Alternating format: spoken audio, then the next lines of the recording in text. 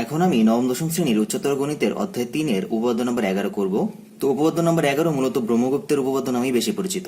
উপপাদ্যটি হচ্ছে, বৃত্তে অন্তর্লিখিত কোনো চতুর্ভুজের কর্ণ দুটি যদি পরস্পর লম্ব হয় তবে এদের ছেদবিন্দু হতে কোনো বাহুর উপর অঙ্কিত লম্ব বিপরীত বাহুকে দ্বিখণ্ডিত করে। তো প্রথমে চিত্রটা অঙ্কন করে নেওয়া যাক। এখানে বলা আছে বৃত্তে অন্তর্লিখিত কোনো চতুর্ভুজের কর্ণ দুটি যদি পরস্পর লম্ব হয়। তাহলে প্রথমে একটি বৃত্ত অঙ্কন করে নিই।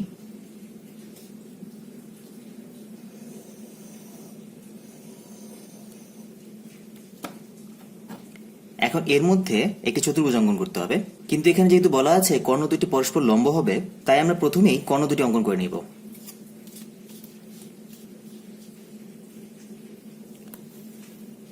এটি একটি কর্ণ, এবং কর্ণগুলো যেহেতু লম্ব হবে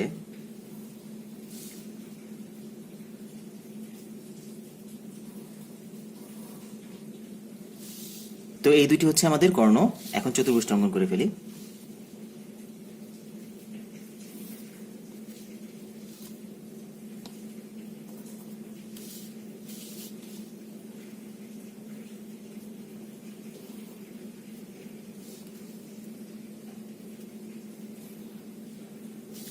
তো এটি হয়ে গেল আমাদের বৃত্তে অন্তর্লিখিত একটি চতুর্ভুজ। চতুর্ভুজটির নাম দিয়ে দিলাম এ বি সি ডি।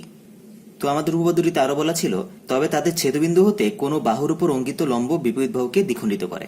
অর্থাৎ এখানে কর্ণ দুটি যে বিন্দুতে ছেদ করেছে, এই বিন্দুটি হতে যে কোনো একটি বাহুর উপর যদি একটি লম্ব অঙ্কন করা হয় এবং সেই লম্বটিকে পেছনের দিকে বর্ধিত করলে সেই বর্ধিতাংশ পেছনের বাহুটিকে সমান দুটি ভাগে ভাগ করবে। তো আমরা প্রথমে এখানে লম্ব দুটি ছেদবিন্দুর নাম দিয়ে দিলাম এম, এবং এম হতে বিসি এর উপর একটি লম্ব অঙ্কন করি।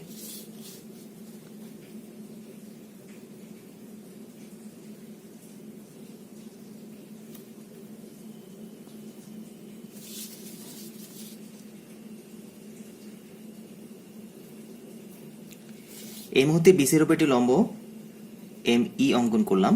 এখন এম ই কে পেছনের দিকে বর্ধিত করব, পেছনের দিকে এফ পর্যন্ত বর্ধিত করলাম। তাহলে এম এফ এডি কে সমান দুটি ভাগে ভাগ করে। অর্থাৎ আমাদের প্রমাণ করতে হবে এ এফ সমান সমান এফ ডি। তো এটি লিখে রাখি, প্রমাণ করতে হবে এ এফ সমান সমান এফ ডি। এখন আমি প্রমাণটি শুরু করব। তো এই উপপাদ্যের বিশেষ নির্বাচনটি আমি এখানে লিখব না, এর বিশেষ নির্বাচনটি তোমরা সবাই বই থেকে দেখে নিবে। আমি এই ভিডিওতে শুধুমাত্র প্রমাণটি করে দেখাবো। যদিও আমার প্রমাণটি বইয়ের মতো প্রমাণ হবে না, বইয়ের প্রমাণটি একটু ছোট করে দেওয়া আছে, আমি সেই প্রমাণটি একটু বিস্তারিত আলোচনা করে করব। কারণ বিস্তারিত আলোচনা না করলে এই প্রমাণটি বুঝে মনে রাখাটা খুব কষ্টকর হয়ে যায়। তাহলে প্রমাণ শুরু করা যাক।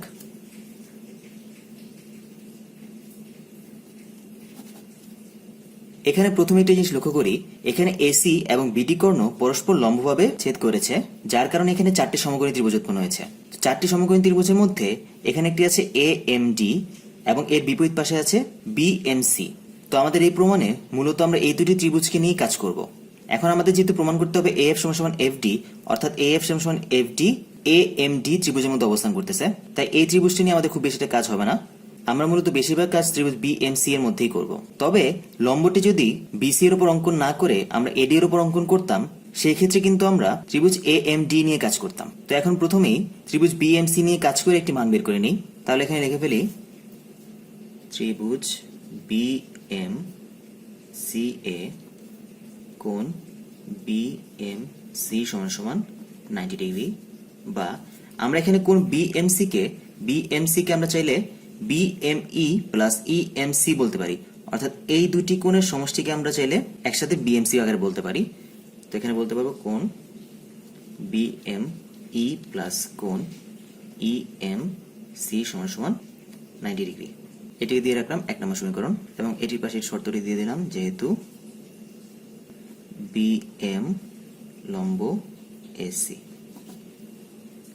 এখন পরের স্টেপে চলে যাওয়া যাক। তো এই প্রমাণটি সামনে কন্টিনিউ করার জন্য আমরা দুটি চাপ এবং দুটি ত্রিভুজ নিয়ে কাজ করব। চাপ দুটি হচ্ছে সিডি চাপ এবং এবি চাপ, এবং ত্রিভুজ দুটি হচ্ছে বিএমই ত্রিভুজ এবং ইএমসি ত্রিভুজ। যখন আমরা সিডি চাপ নিয়ে কাজ করব তখন আমরা বিএমই ত্রিভুজ নিয়ে কাজ করব, এবং যখন আমরা এবি চাপ নিয়ে কাজ করব তখন আমরা এমসিই ত্রিভুজ নিয়ে কাজ করব। তো প্রথমে সিডি চাপ নিয়ে কাজ করা যাক।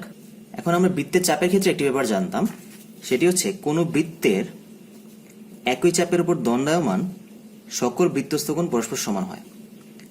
অর্থাৎ কোনো বৃত্তের একটি চাপের উপর যতগুলো কোণ অঙ্কন করা সম্ভব হবে প্রত্যেকটি কোণই পরস্পর সমান হবে। অর্থাৎ এই কোণটি, এই কোণটি, এই কোণটি, এরকম আরো যত কোণ আঁকা সম্ভব প্রত্যেকটি কোণই পরস্পর সমান হবে। তো আমরা যদি এখানে লক্ষ্য করি, এখানে সিডি চাপের উপর দুটি বৃত্তস্থ কোণ অবস্থান করতেছে। একটি হচ্ছে সিবিডি এবং অপরটি হচ্ছে সিএডি। এছাড়া অন্য কোনো বৃত্তস্থ কোণ এখানে দেখা যাচ্ছে না। তাই আমরা এখানে লিখতে পারি সিডি চাপের উপর দণ্ডায়মান কোণ সিবিডি সমান সমান কোণ সিএডি। এখন এখানে আছে সিবিডি, আমরা সিবিডি কে চাইলে ইবিডি বলতে পারি। অর্থাৎ সিবি বাহুটাকে একটু ছোট করে বিই বাহু বলবো এবং বিডি বাহুটাকে একটু ছোট করে বিএম বাহু বলবো। যেহেতু এখানে আমরা কোণ নিয়ে কাজ করতেছি তাই এখানে বাহুর মান কম বেশি হলে আমাদের কোনো সমস্যা হবে না। তাই আমরা সিবিডি কে ইবিএম বলবো। কোণ ইবিএম সমান সমান কোণ, এখানে আছে সিএডি, সিএডি সেম ভাবে এখানেও সিএডি কে এমএএফ বলবো। অর্থাৎ এসি বাহুকে বলবো এম বাহু এবং এডি বাহুকে বলবো এএফ বাহু। এখানেও যেহেতু কোণ নিয়ে কাজ করতেছি তাই আমাদের বাহু কম বেশি করলে কোনো সমস্যা হবে না। তো এখানে বলতে পারি এমএএফ, এটিকে দিয়ে রাখলাম 2 নম্বর সমীকরণ। এখন আমি প্রথমে বলেছিলাম যখন আমরা সিডি চাপ নিয়ে কাজ করব তখন আমরা বিএমই ত্রিভুজ নিয়ে কাজ করব। তো আমাদের সিডি চাপ নিয়ে কাজ শেষ, এখন আমরা বিএমই ত্রিভুজ নিয়ে কাজ করব। তো বিএমই ত্রিভুজ নিয়ে আমরা কি কাজ করব সেটা একটু দেখে নেওয়া যাক। ত্রিভুজ বিএমই এ কোণ, এখানে যদি আমরা লক্ষ্য করি আমরা কিন্তু এম হতে বিসি এর উপর এমই লম্ব অঙ্কন করেছিলাম। তো লম্ব অঙ্কন করার কারণে এখানে কিন্তু একটি সমকোণ উৎপন্ন হয়েছে। অর্থাৎ এমইবি একটি সমকোণী ত্রিভুজ। যেহেতু এমইবি হচ্ছে সমকোণ বা 90 ডিগ্রি, তাই আমরা বলতে পারি অপর দুটি কোণের সমষ্টি অবশ্যই 90 ডিগ্রি হবে। কারণ আমরা জানি কোন ত্রিভুজের 3 কোণের সমষ্টি 180 ডিগ্রি। সুতরাং আমরা বলতে পারি এই কোণ এবং এই কোণের সমষ্টি হবে 90 ডিগ্রি। অর্থাৎ ইবিএম এবং বিএমই এর সমষ্টি হবে 90 ডিগ্রি। তো এখানে প্রথমে লিখে নিই বিইএম সমান সমান 90 ডিগ্রি। সুতরাং কোণ ইবিএম প্লাস কোণ বিএমই সমান সমান 90 ডিগ্রি। এটিকে দিলাম 3 নম্বর সমীকরণ। এখন এখানে লক্ষ্য করলে দেখা যাবে আমরা 1 নং সমীকরণ হতে পেয়েছিলাম 90 ডিগ্রি এবং 3 নং সমীকরণ হতে পেলাম 90 ডিগ্রি। অর্থাৎ 1 নং সমীকরণে এই দুটি কোণের সমষ্টি ছিল 90 ডিগ্রি, 3 নং সমীকরণে এই দুটি কোণের সমষ্টি 90 ডিগ্রি। তাহলে 1 নং এবং 3 নং কে যদি আমরা তুলনা করি তাহলে দুটিরই লেফট হ্যান্ড সাইডকে আমরা সমান বলতে পারি। তাহলে এখানে লিখতে পারি 1 ও 3 হতে পাই, এখানে প্রথমে এটি লিখে নিই কোণ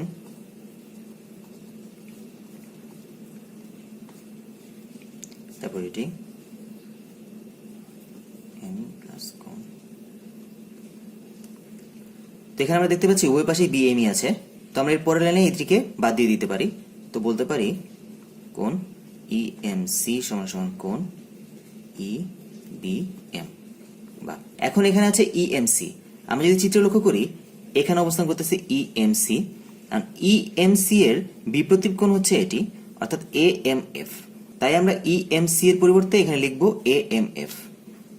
কোণ এএমএফ সমান সমান এখানে হলো ইবিএম, যেহেতু এএমএফ সমান সমান বিপরীত কোণ ইএমসি। তারপর এনে বলতে পারি কোণ এএমএফ সমান সমান এখানে আছে ইবিএম। তো আমরা 2 নং সমীকরণতে পেয়েছিলাম ইবিএম সমান সমান হচ্ছে এমএএফ। তো এখন এই মানটি এখানে বসিয়ে দেব এমএএফ 2 নং হতে। তো এখন একটু চিত্রের দিকে লক্ষ্য করা যাক এমএএফ টা কোথায় অবস্থান করতেছে। এমএএফ এখানে অবস্থান করতেছে। তো এখানে আমরা পেয়েছি এএমএফ সমান সমান এমএএফ, অর্থাৎ এএমএফ এই কোণ সমান সমান এমএএফ এই কোণ। তো এখানে লক্ষ্য করে দেখা যাচ্ছে ত্রিভুজ এএফএম এর মধ্যে এই দুটি কোণ পরস্পর সমান।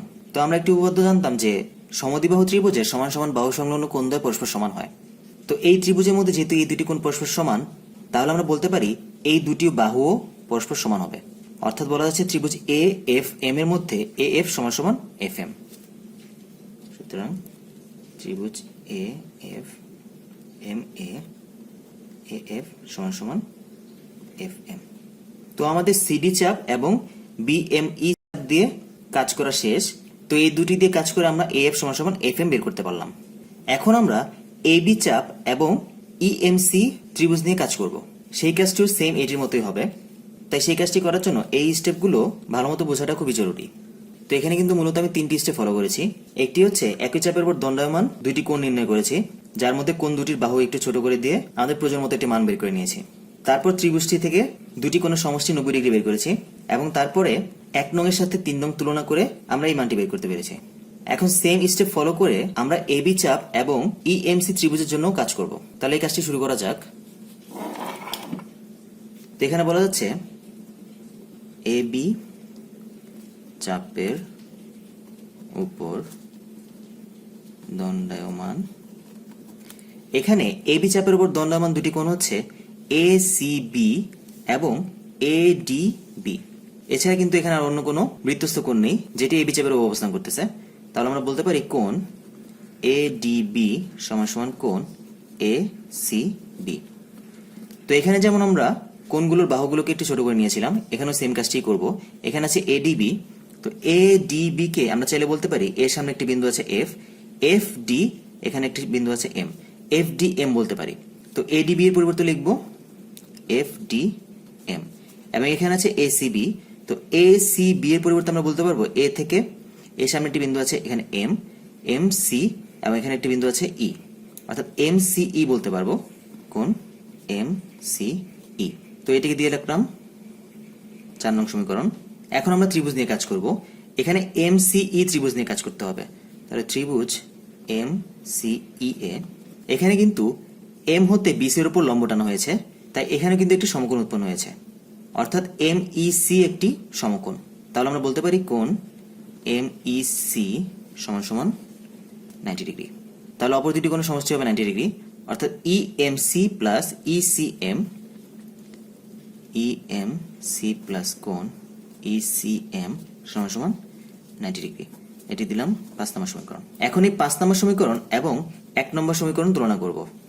তাহলে 1 ও 5 নং হতে পাই, এখানে পাচ্ছি কোণ বিএমই প্লাস কোণ ইএমসি সমান সমান কোণ ইএমসি প্লাস কোণ ইসিএম। তো এখানে আমরা দেখতে পাচ্ছি উভয় পক্ষে ইএমসিটি আছে, তাহলে পরে লাইনে এই দুটিকে বাদ দিয়ে দিব। তাহলে এখানে বলা যাচ্ছে কোণ বিএমই সমান সমান কোণ ইসিএম। এখন বিএমই আছে এখানে, তো চিত্রে দেখা যাক বিএমই কোথায় অবস্থান করতেছে। এই বিএমই এর বিপ্রতীপ কোণ হচ্ছে এটি এবং এটির নাম হচ্ছে এফ এম ডি। তাহলে এখানে আমরা বলতে পারি কোণ এফ এম ডি সমান সমান ইসিএম, যেহেতু কোণ এফ এম ডি সমান সমান বিপ্রতীপ কোণ বিএমই। এখন তারপরে এনে বলা যায় বা কোণ এফ এম ডি সমান সমান, এখানে আছে ইসিএম, তো আমরা 4 নম্বর সমীকরণে পেয়েছিলাম এফ ডি এম সমান সমান এমসিই। এখন এমসিই আর ইসিএম কিন্তু একই জিনিস, অর্থাৎ কোন কোণের ক্ষেত্রে আমাদের কোণটা হচ্ছে মুখ্য, কোণটাকে মাঝখানে রাখতে হয়। কোণ মাঝখানে ঠিক থাকলে বাহু এদিক সেদিক হলেও কোনো সমস্যা নেই। অর্থাৎ এই কোণের ক্ষেত্রে এমসিই বলা অথবা ইসিএম বলা একই কথা। তো আমরা এখানে ইসিএম এর পরিবর্তে এফডিএম বসিয়ে দেব, কোণ এফডিএম। এটিকে পেয়েছি আমরা 4 নং হতে। তো এখানে আমরা পেলাম এফ এম ডি সমান সমান এফডিএম। তো আমরা একটু চিত্র লক্ষ্য করি এই দুটি কোণ কোথায় অবস্থান করতেছে। এফ এম ডি অবস্থান করতেছে এখানে এবং এফডিএম অবস্থান করতেছে এখানে, অর্থাৎ এই দুটি কোণ পরস্পর সমান। তো আমরা একটু লক্ষ্য করলে দেখা যাবে এফ এম ডি ত্রিভুজের মধ্যে এই দুটি কোণ পরস্পর সমান, অর্থাৎ একটি ত্রিভুজের মধ্যে দুটি কোণ পরস্পর সমান। যেহেতু এই ত্রিভুজের দুটি কোণ পরস্পর সমান, তাহলে অবশ্যই এই ত্রিভুজটিকে আমরা সমদ্বিবাহু ত্রিভুজ বলতে পারি এবং এই সমান সমান কোণ সংলগ্ন বাহুগুলো অর্থাৎ এফ এম এবং এফ ডি পরস্পর সমান হবে। সুতরাং বলা যাচ্ছে সুতরাং ত্রিভুজ F M D A F M সমান সমান এফ ডি। তাহলে এখান থেকে পেলাম আমরা এফ এম সমান সমান এফ ডি এবং এখান থেকে পেয়েছিলাম আমরা এফ সমান সমান এফ এম। তো এখানে আমরা দেখতে পাচ্ছি এফ ডি ও এফ এম এর সমান এবং এএফ ও এফ এম এর সমান। তাহলে বলা যাচ্ছে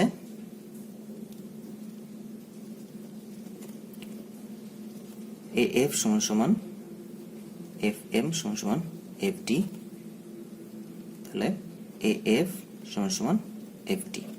তো এটি কিন্তু আমাদের প্রমাণ করতে বলা হয়েছিল। তো উপপাদ্যটি একটু বড় হলেও এই স্টেপগুলো যদি মনে রাখা যায় তাহলে কিন্তু খুব সহজে এটি প্রমাণ করা যাবে। তো স্টেপগুলো আবার একটু আলোচনা করি। এখানে আমাদের প্রথমেই যেহেতু প্রমাণ করতে বলা হচ্ছে এএফ সমান সমান এফ ডি, তো এএফ এবং এফ ডি যে ত্রিভুজের মধ্যে থাকবে সেই ত্রিভুজ নিয়ে আমরা কাজ করব না, এর বিপরীতে যে ত্রিভুজটি থাকবে সেই ত্রিভুজ নিয়ে আমরা কাজ শুরু করব। তো যেহেতু এই ত্রিভুজের বিপরীতে ছিল বিএমসি ত্রিভুজ, তাই আমরা বিএমসি ত্রিভুজ নিয়ে কাজ শুরু করেছি। এখানে আমাদের বিএমসি ছিল 90 ডিগ্রি, বিএমসি কে আমরা ভাগ করে লিখেছি বিএমই প্লাস ইএমসি। তো এটিকে আমরা 1 নম্বর সমীকরণ দিয়ে রাখলাম এবং দুটি স্টেপের মধ্যে আমরা 1 নং সমীকরণটি ব্যবহার করব। আমাদের তারপরের স্টেপটি হচ্ছে চাপ নিয়ে কাজ করতে হবে।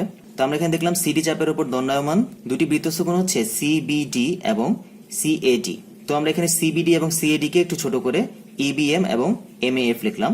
তারপরে আমাদের কাজ ছিল এই ত্রিভুজ নিয়ে।